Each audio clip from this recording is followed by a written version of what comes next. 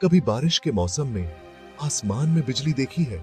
एकदम से अंधेरा और अगले ही पल जिगजैग सी रोशनी और साथ में कड़कती हुई बिजली की आवाज। बिजली कुदरत के सबसे ताकतवर नजारों में से एक है, जो सदियों से इंसानों को हैरान और डराता रहा है। लेकिन क्या आपने कभी सोचा है कि ये चमकदार रोशनी और कड़कने की आवाज आती कैसे है? बिजली कोई भगवान का हथियार नहीं है, जैसा कि पुराने लोग मानते थे।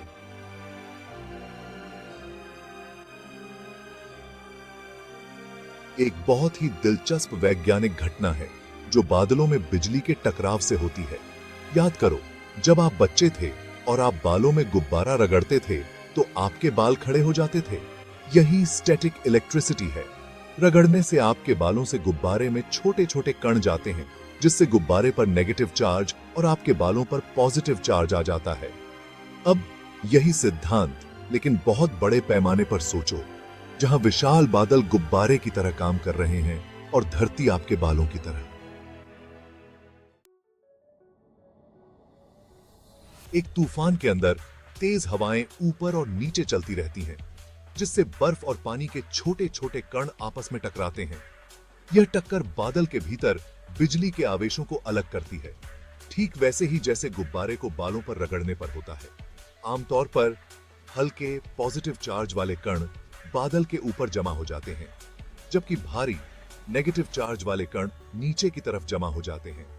यह चार्ज का अलग होना बादल के अलग अलग हिस्सों के बीच और बादल और जमीन के बीच एक बहुत बड़ा विद्युत विभवांतर या वोल्टेज पैदा करता है। जब वोल्टेज बहुत ज्यादा बढ़ जाता है तो हवा का विद्युत प्रतिरोध टूट जाता है। यह टूटना बिजली के अचानक भारी मात्रा में डिस्चार्ज बिजली की एक बोल्ट को हवा के माध्यम से बहने देता है और चार्ज के असंतुलन को बेअसर कर देता है। बिजली कैसे काम करती है, इसे बेहतर ढंग से समझने के लिए बैटरी के बारे में सोचना मददगार होता है। एक बैटरी रासायनिक ऊर्जा को संग्रहित करती है और उसे विद्युत ऊर्जा में परिवर्तित करती है। इसका एक पॉजिटिव टर्मिनल और एक नेगेटिव टर्मिनल होता है। जब आप इन टर्मिनलों के बीच एक तार जोड़ते हैं तो आप एक सर्किट बनाते हैं और इलेक्ट्रॉन नेगेटिव टर्मिनल से पॉजिटिव टर्मिनल तक बहते हैं, जिससे विद्युत धारा बनती है।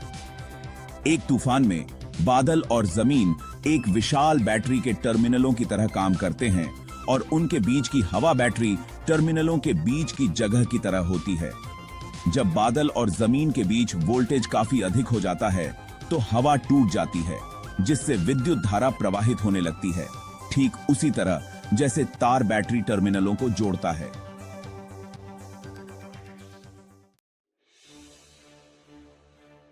भाग 4, सबसे कम प्रतिरोध का रास्ता।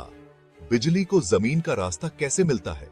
बिजली हमेशा बादल से जमीन पर नहीं गिरती।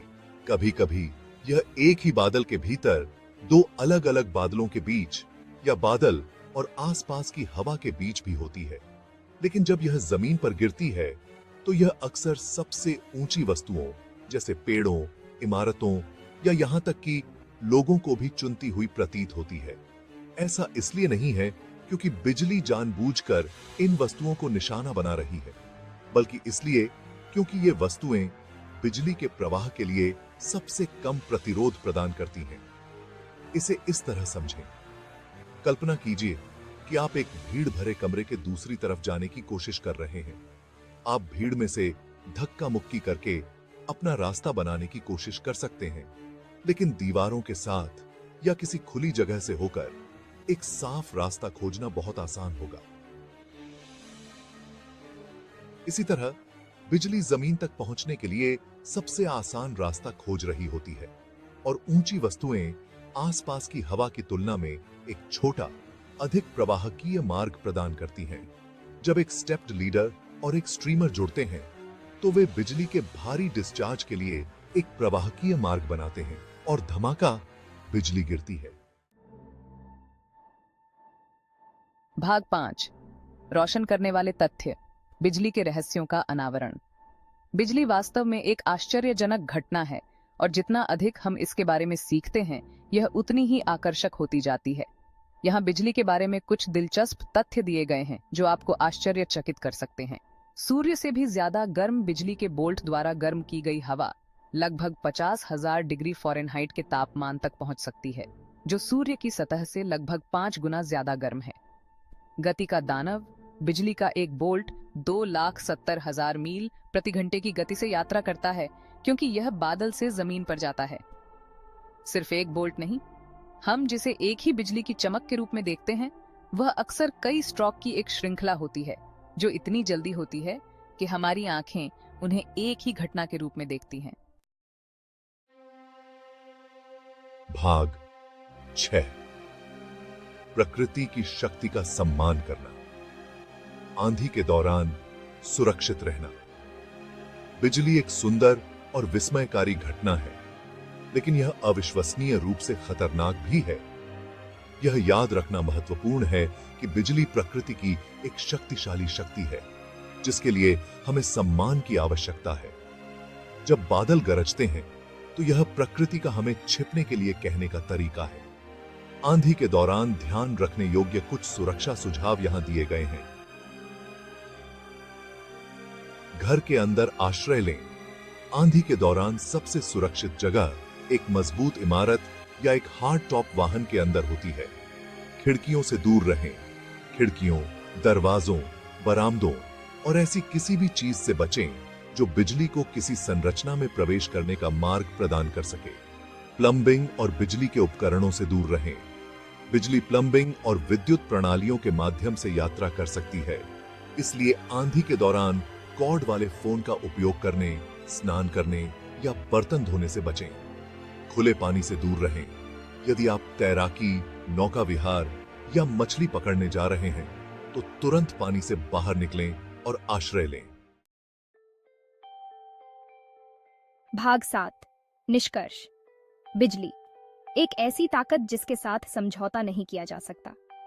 बिजली प्रकृति की एक मनोरम और शक्तिशाली शक्ति है जो हमें हमारी दुनिया में चल रही अविश्वसनीय शक्तियों की याद दिलाती है। यह एक ऐसी घटना है जिसने सदियों से मनुष्यों में जिज्ञासा और भय पैदा किया है, और जबकि हमने इसके विज्ञान को समझने में एक लंबा रास्ता तय किया है, यह विस्मय और आश्चर्य को प्रेरित करना जारी रखता है। बिजली कैसे बनती है, इसके बुनियादी सिद्धांतों को समझकर हम इसकी सुंदरता की सराहना कर सकते हैं और साथ ही इसकी शक्ति का सम्मान भी कर सकते हैं। याद रखें, जब बादल गरजें तो घर के अंदर चले जाएं।